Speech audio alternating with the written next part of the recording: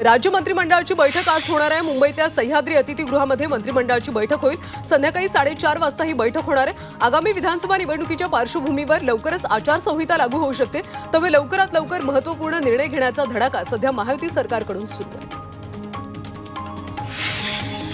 उद्धव ठाकरेंच्या उपस्थितीमध्ये आज दुपारी 3 वाजता मातोश्रीवर बैठक होणार आहे। या बैठकीमध्ये दहिसर, जोगेश्वरी पूर्व, दिंडोशी, कलिना, चेंबूर, अणुशक्तीनगर, गोरेगाव इथल्या पदाधिकाऱ्यांसोबत चर्चा होणार असल्याची माहिती आहे। राज्य सरकारने राज्यातल्या सर्व सहकारी संस्थांच्या निवडणुका स्थगित केल्यात। निवडणुका 31 डिसेंबरपर्यंत पुढे ढकलण्यात आल्या। विधानसभा निवडणुकांच्या कारणास्तव सहकारी विभागाने या संदर्भातले आदेश जारी केले। मात्र या निर्णयातून 250 पेक्षा कमी सदस्य संख्या असलेल्या गृहनिर्माण संस्था, न्यायालयाने निवडणूक घेण्याचे आदेश दिलेल्या संस्था यातून वगळण्यात आल्या। उपमुख्यमंत्री देवेंद्र फडणवीस आज अक्कलकोट दौऱ्यावर असणार आहेत। सकाळी 10 वाजता अक्कलकोटमध्ये त्यांची जाहीर सभा आहे। त्यानंतर सोलापूरमध्ये विविध विकास कामांचं भूमिपूजन तसंच दुपारी 1 वाजता महिला मेळाव्याचं आयोजन करण्यात आलं। वरळीतले नागरिक त्यांच्या विविध प्रश्नांसंदर्भात मनसे अध्यक्ष राज ठाकरे यांची शिवतीर्थ या निवासस्थानी भेट घेतली। यावेळी वरळीतले काही नागरिक मनसेमध्ये पक्षप्रवेश करणार आहेत। तसंच संध्याकाळी वरळीमध्ये मनसेच्या 2 शाखांचं मनसे अध्यक्ष राज ठाकरे यांच्या हस्ते उद्घाटन होईल। महाराष्ट्र नवनिर्माण सेनेचा 13 ऑक्टोबरला मुंबईमध्ये मेळावा होणार आहे। आगामी विधानसभा निवडणुकीच्या पार्श्वभूमीवर मनसेचा हा महत्त्वाचा मेळावा होणार आहे। मनसे प्रमुख राज ठाकरे हे या मेळाव्यातून आपली भूमिका स्पष्ट करण्याची शक्यता आहे। राज्यपाल नियुक्त 12 आमदारांच्या याचिकेवरची सुनावणी संपली असून मुंबई हायकोर्टाने निकाल राखून ठेवला। या प्रकरणी 23 ऑक्टोबरला हायकोर्ट निकाल देणार आहे। या प्रकरणात दोन्ही बाजूचा युक्तिवाद पूर्ण झाला। दरम्यान निर्णय लागत नाही तोपर्यंत आमदारांच्या नियुक्त्या करता येणार नाहीत असं मागच्या सुनावणीत कोर्टाने स्पष्ट केलं होतं। शरद पवारांनी इंदापूरच्या सभेमध्ये मोठं विधान केलंय। 14 तारखेला फलटणला कार्यक्रम आहे। जो कार्यक्रम इथे तोच कार्यक्रम तिथे होणार असल्याचं शरद पवार म्हणाले। रामराजे नाईक निंबाळकर यांच्या पक्षप्रवेशाचे संकेत शरद पवारांनी इंदापुरात दिले। अमरावतीमध्ये पुन्हा एकदा अडसूळ विरुद्ध राणा वाद सुरू झालाय। दर्यापूर विधानसभा मतदारसंघात बाहेरचा उमेदवार चालणार नाही असं म्हणत नाव न घेता माजी खासदार नवनीत राणांनी अभिजित अडसूळ यांना टोला लगावला। तर दर्यापूर विधानसभेची जागा ही शिवसेनेची हक्काची जागा आहे, आता गप्प राहणार नाही, लढणारच असं अडसूळ यांनी म्हटलंय। समीर भुजबळांनी नाशिकमधल्या नांदगावच्या जागेवर दावा ठोकला, तर छगन भुजबळांनी सुद्धा समीर भुजबळांच्या मागणीला पाठिंबा दिलाय। सुहास कांदेंच्या नांदगाववर समीर भुजबळांनी दावा केल्यानं महायुतीमध्ये तणाव निर्माण होण्याची शक्यता आहे। मुख्यमंत्री पदासाठी उद्धव ठाकरे हापापलेले होते, आता त्यांचा काँग्रेसीकरण झालं असल्याचं खासदार श्रीकांत शिंदे यांनी म्हटलेलं आहे। वाशिम जिल्ह्यातल्या मारेगाव इथं शिवसेनेच्या जनसंवाद मेळाव्यानंतर माध्यमांशी संवाद साधताना त्यांनी ठाकरेंवर टीका केली। राज्यामध्ये देवेंद्र फडणवीस हे मुख्यमंत्री असतील असे स्पष्ट संकेत भाजप नेते कृपाशंकर सिंग यांनी उल्हासनगरमध्ये दिलेत। कृपाशंकर सिंग यांच्या या विधानामुळे शिंदे गटात मात्र नाराजी पाहायला मिळते। उल्हासनगरमध्ये ते आले असता त्यांनी हे विधान केलं। माजी खासदार प्रिया दत्त पुन्हा एकदा राजकारणात सक्रिय झाल्यात। काँग्रेसच्या जिल्हानिहाय बैठकीत प्रिया दत्त यांनी सहभाग घेतला। गेल्या काही वर्षांपासून त्या राजकारणापासून दूर होत्या, परंतु वांद्रे पश्चिम मतदारसंघातून मुंबई भाजप अध्यक्ष आशिष शेलार यांच्या विरोधात त्या निवडणूक लढण्याची शक्यता आहे।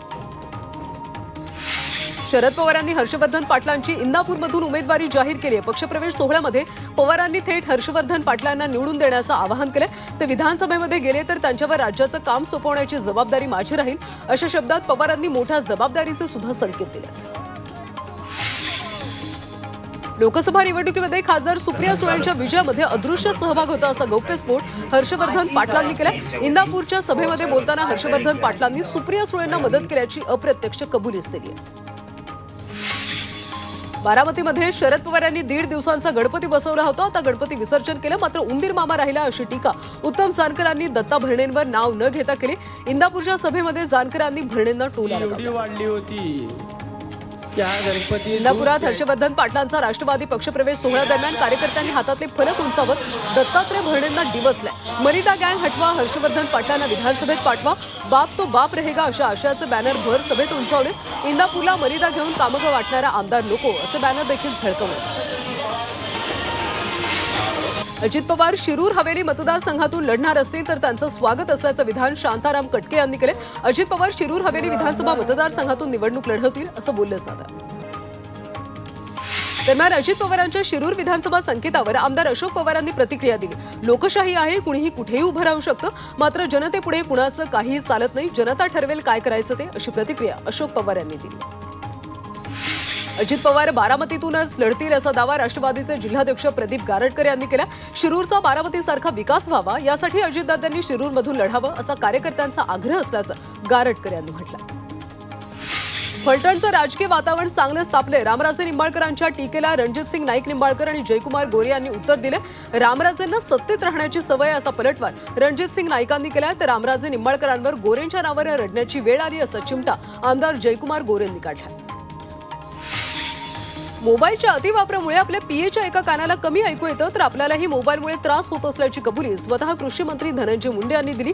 बीडमध्ये श्रवण यंत्रांच्या वाटपाचा कार्यक्रम धनंजय मुंडे यांच्या हस्ते पार पडला। यावेळी त्यांनी हे वास्तव मांडलं। मुंबई भाजपमधल्या काही नेत्यांच्या कार्यशैलीवर राष्ट्रीय स्वयंसेवक संघाची नाराजी असल्याची माहिती सूत्रांनी दिली। भाजपच्या काही आमदारांची कामगिरी निराशाजनक आहे, त्यामुळे संघानं मुंबईतल्या विद्यमान 4 ते 5 आमदारांवर नाराजी व्यक्त केल्याची माहिती विश्वसनीय सूत्रांनी झी 24 तासला दिली। नागपुरात उपमुख्यमंत्री फडणवीस यांच्या हस्ते फिरता दवाखान्याचं उद्घाटन करण्यात आलं। सीएसआरच्या माध्यमातून हे फिरते दवाखाने देण्यात आले, तर मुख्य व्हॅनमध्ये 100 चाचण्या करता येणार आहेत। या व्हॅन वेगवेगळ्या मतदारसंघात फिरणार असून सामान्य माणसाच्या घरापर्यंत सुविधा पुरवली जाईल अशी माहिती फडणवीसांनी दिली। भंडाऱ्याच्या पौनी तालुक्यामध्ये कोंदुली ग्रामवासियांनी सरपंचाविरोधात आमरण उपोषण केले। ग्रामपंचायतीची नवीन इमारत जुन्याच इमारतीच्या जागेवर बांधण्यासाठी हे उपोषण सुरू आहे। या दरम्यान एका महिलेची प्रकृती खालावली, तिला उपचारासाठी रुग्णालयात दाखल केलं। मनसेनं मुंबईच्या एफ दक्षिण विभागात आंदोलन केलं। शिवडी, परळ, लालबागमध्ये 2 महिन्यांपासून कमी दाबाने पाणीपुरवठा होतोय। या विरोधात मनसे नेते बाळा नांदगावकरांच्या नेतृत्वाखाली ढोल वाजवत आंदोलन केलं गेलं। पाऊस चांगला होऊन सुद्धा पाणी का नाही असा प्रश्न त्यांनी पालिकेला विचारला। जालन्यामध्ये स्वाभिमानी शेतकरी संघटनेनं मुक्काम ठोको आंदोलन केलं। शेतकऱ्यांना अद्याप पीक विमा दिला नसल्यामुळे पीक विमा कंपनीच्या कार्यालयात शेतकरी आक्रमक झाले। जोपर्यंत पीक विमा मिळत नाही तोपर्यंत हे आंदोलन सुरूच राहणार असल्याचं यावेळी शेतकऱ्यांनी म्हटलं।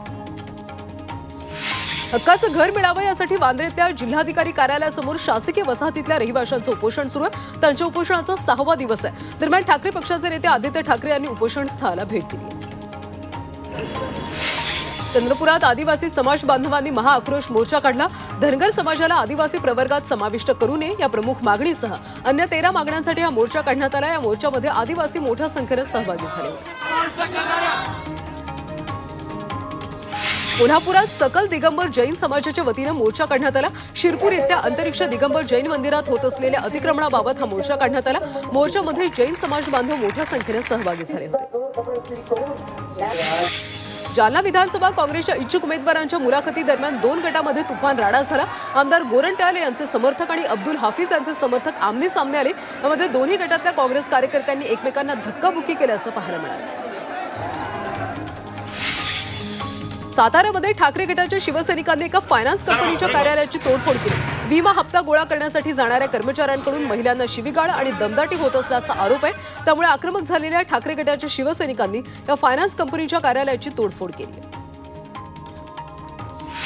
संपूर्ण राज्यामध्ये खासगी बाजार समिती आणि फार्मर प्रोड्युसर कंपन्यांच्या अनिर्बंध कारभाराच्या विरोधात राज्य शासनाच्या बाजार समिती 1 दिवसीय बंद पुकारण्यात आला। त्यामुळे नाशिक जिल्ह्यामध्ये कांद्यापासून मिळणारे कोट्यवधी रुपयांचं चलन ठप्प झालं। त्यामुळे शेतकऱ्यांचं जवळपास 5 कोटी रुपयांचं नुकसान झालं। अकोल्यामध्ये शेतकरी संघर्ष समितीच्या वतीनं डीएफसी अॅग्रो कंपनीच्या अधिकाऱ्यांना घेराव घालण्यात आला। खरीप रब्बी 2023-24च्या नुकसानग्रस्त शेतकऱ्यांनी पीक विमा कंपनीकडे नुकसान झाल्याच्या तक्रारी केल्या होत्या, मात्र कंपनीनं त्यांना अद्याप सुद्धा विम्याचे पैसे दिले नसल्याचा आरोप शेतकऱ्यांनी केला। रत्नागिरीमध्ये वृक्षतोडीसाठी लावल्या जाणाऱ्या 50,000 रुपये दंडाच्या विरोधात शेतकरी आणि लाकूड व्यापाऱ्यांनी जिल्हाधिकारी कार्यालयावर मोर्चा काढला। शासनाच्या निर्णयाविरोधात जिल्ह्यातले शेतकरी आक्रमक झाले। एक झाड तोडल्यास शेतकऱ्यांना 50,000चा दंड बसणार आहे। तसंच इको सेन्सिटिव्ह क्षेत्रात गावांच्या समावेशाला सुद्धा शेतकऱ्यांनी विरोध केला। वाशिममध्ये सोयाबीनच्या गंजीला अज्ञातानं आग लावली। मंगरुळपीर तालुक्यातल्या हिरगी गावामध्ये ही घटना घडली। आगीमुळे शेतकऱ्याचं लाखोंचं नुकसान। सर्व गंजीच खाक झाली नाही। जालन्यामध्ये सोयाबीनच्या गंजी अज्ञातानं पेटून दिली। सोमनाथ जळगाव गावात राहणाऱ्या कोंडीराम निकम या शेतकऱ्यानं सोयाबीन सोंगणी करून शेतात ठेवली होती। अज्ञात आरोपीने या गंजीला आग लावली, त्यामध्ये शेतकऱ्याचं लाखो रुपयांचं नुकसान झालं। भंडाऱ्यातल्या करजखेडामध्ये हातभट्टी अड्ड्यावर कारधा पोलिसांनी धाड टाकली। या प्रकरणी आरोपीवर गुन्हा दाखल करण्यात आला। तसंच 40,300 रुपयांचा मुद्देमाल यावेळी पोलिसांनी जप्त केला।